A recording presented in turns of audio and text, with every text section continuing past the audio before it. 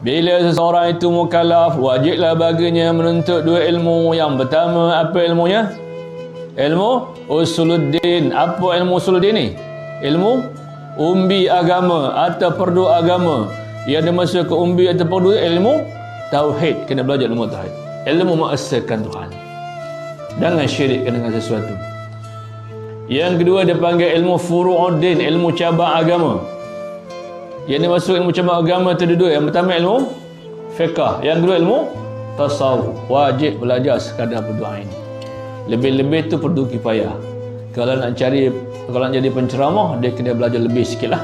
Kalau sekadar untuk mengusahakan amal kita, cukuplah sekadar fardu ain saja. Contohnya fardu ilmu tasawuf hak mana? Fardu ilmu fiqh hak mana? Fardu ilmu tauhid hak mana? Contohnya sekadar fardu ain yang wajib belajar dalam ilmu tauhid ialah sehingga seseorang itu dapat membezakan mana yang qadim, mana yang muhdas. Kenal yang sebenar-benar ada dengan yang baru. Muhdas tiap-tiap benda yang dicipta. Isi langit, isi bumi. Bezakan. Tuhan tak sama dengan isi langit, isi bumi. Jangan disamakan. Kalau Tuhan bersifat qudrat, jangan samakan isi bumi bersifat qudrat beri bekas juga. Dapat membezakan. Nak dapat membezakan ini tidak ada jalan lain kecuali mengikuti sifat-sifat yang wajib bagi Allah. Sifat yang mustahil bagi Allah, sifat yang harus bagi Allah. Ketika terasinglah kita, tak sama dalam membezakan Tuhan dengan makhluk. Contoh, kita wujud, Allah Ta'ala wujud, betul tak? Allah Ta'ala bersifat wujud, kita bersifat wujud. Kita klasifikasikan wujud yang qadim tu macam mana, wujud yang muhdas tu macam mana. Yang muhdas maksudnya benda yang dicipta, langit, isi langit, bumi, isi bumi. Kita pun wujud, Allah Ta'ala pun wujud. Apa beza wujud kita wujud Allah Ta'ala? Allah Ta'ala ada sifat wujud, kita pun ada sifat wujud. Jadi kalau tak belajar, kita tak dapat beza wujud Tuhan dengan wujud kita sama pula. Wujud kita ni apa dia? Didahului oleh tiada, lepas tu baru ada. Dapatlah kita beza kan? Wujud Tuhan tidak didahului oleh tiada, dia sudah qadim, dia sudah sedia ada.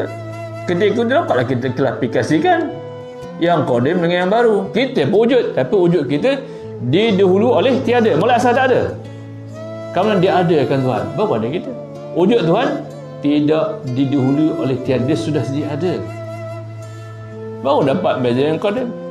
Untuk dapat beza mana yang qadim, mana yang baru, tidak ada yang lain kecuali mengetahui sifat-sifat yang wajib baginya, yang mustahilnya, yang harusnya. Baru dapat bezakan mana yang qadim, mana yang muhdas. Yang qadim yang sedia ada, yang muhdas tiap-tiap benda yang dicipta, langit, bumi, isi langit, isi bumi, tak sama. Tuan Rama dengan Rama sama ke?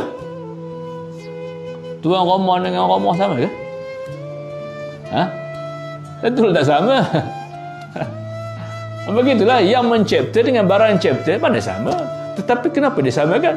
Tuhan memberi bekas, makhluk beri bekas, kan kenyama namanya. Tuhan beri manfaat, makhluk beri manfaat, bukan kenyama namanya. Maka sudah tak dapat kita klasifikasikan, membezakan mana yang qadim, mana yang baru.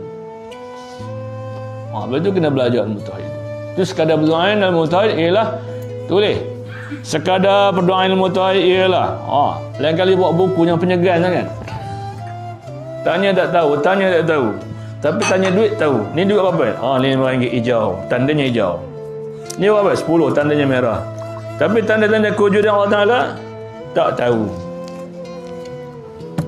Boleh? Ya. Sekadar berdoa ilmu tauhid. Bismillahirrahmanirrahim.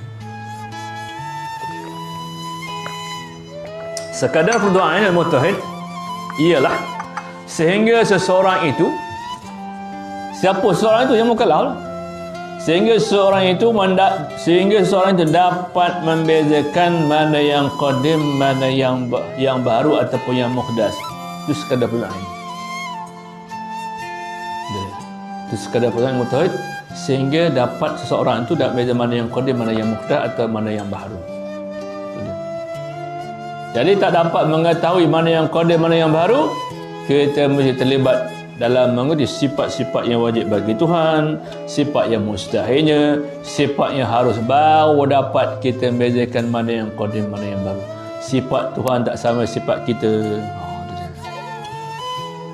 Kalau tak belajar, tak dapat kita nak membezakan. Itu sekadar fardu ain dalam ilmu tauhid. Sekadar fardu ain ilmu fiqh hak mana? Tulis sekadar fardu ain ilmu fiqh. Sekadar fardu ain ilmu fiqh ialah sehingga seseorang itu dapat membezakan mana syarat, mana rukun, mana yang membatalkan.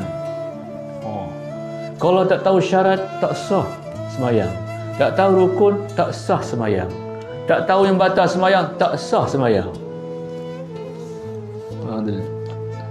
Walaupun anda tidak boleh bilang satu persatu, tapi anda yakin dalam rukun sembahyang ada syarat, ada rukun, ada yang batal. Tapi teman nak bilangnya tak tahu, lepas hukum syarak.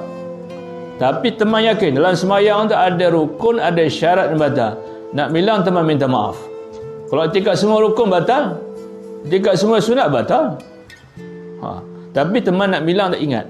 Tapi teman tahu rukun 13 tu ada syarat, ada rukun, ada batal. Lepaslah fardu ain. Ini bagi orang yang benar. Yang tak benar dia tahu rukunnya begini, sunatnya begini, syaratnya begini.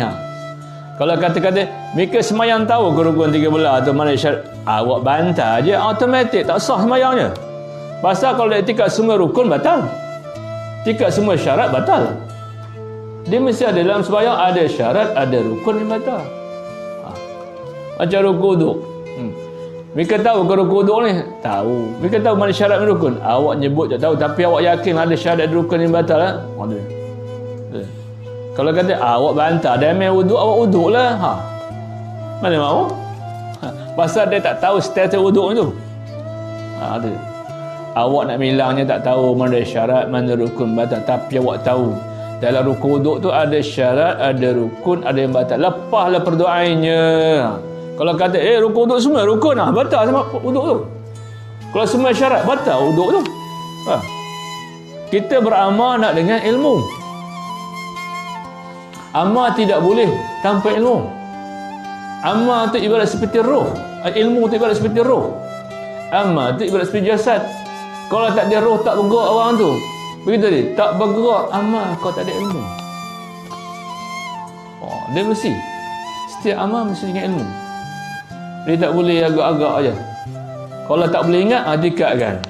Teman nak bilang satu persatu, teman tak ingat. Tapi teman tahu rukun uduk tu yang 6 tu ada syarat, ada rukun, ada yang batal. Tapi teman nak bilangnya tak tahu, tak ingat teman.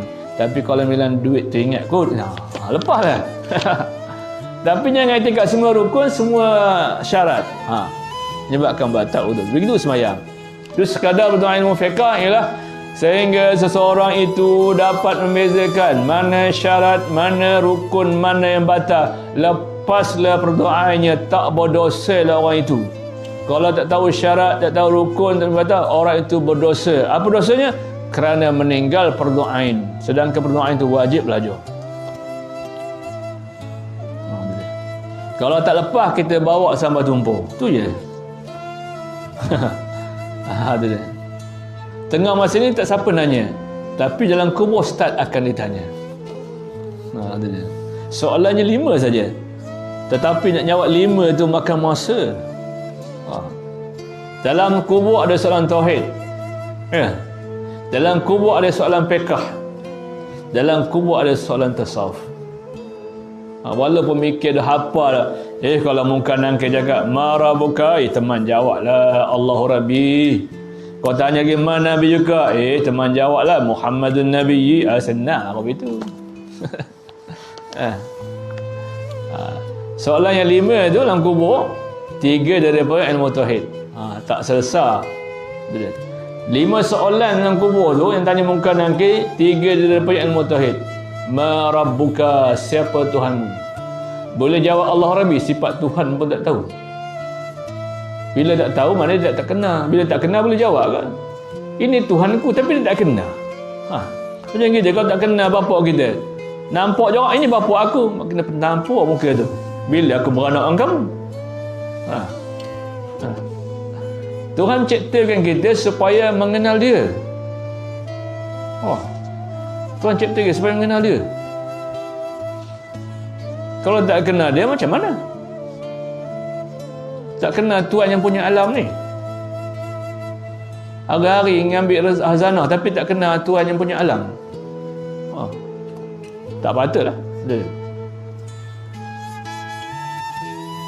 Jadi kita dalam soalan lima dalam kubur tu 5 daripada 3 Tuhan. Ma rabbuka, ma nabiyuka, ma imamuka. 1 fiqh, ma qiblatuka. Mana kiblat kamu? Berjawab, al-Ka'batu qiblati. Kaabah kiblat aku. Ya. Ada tak belajar semayang? Ada tak belajar ilmu semayang? Ada. Bila kita semayang, kita kena belajar ilmu semayang. Mentak boleh jawab, al-Ka'batu qiblati. Ilmu semayang pun tak tahu. Sebab itu di akhirat nanti ada 2 golongan orang yang muflis, orang yang bankrupt. Yang pertama sekali, dia beramal binasi amalnya disebabkan beramal bukan kerana Allah. Yang kedua, dia beramal tetapi tanpa ilmu. Ini orang muflis di akhirat nanti. Amal banyak, suka-suka dia muflis, bankrupt. Pasal amalnya tak sah, main buat saja. Dan yang terakhir soalan kubur, soalan tasawuf. Ma ikhwanuka, siapa saudarimu?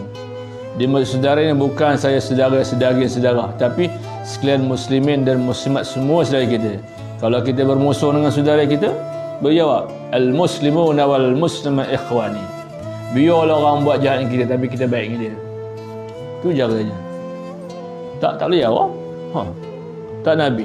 Dia buat baik dengan orang baik dengan dia dan berbuat baik kepada orang tidak baik dia. InsyaAllah boleh jawab. Kita, kalau orang baik dengan kita, ampu sana, ampu sini akan main. Kalau orang tak getik, kita getik. Mau nyampak ni.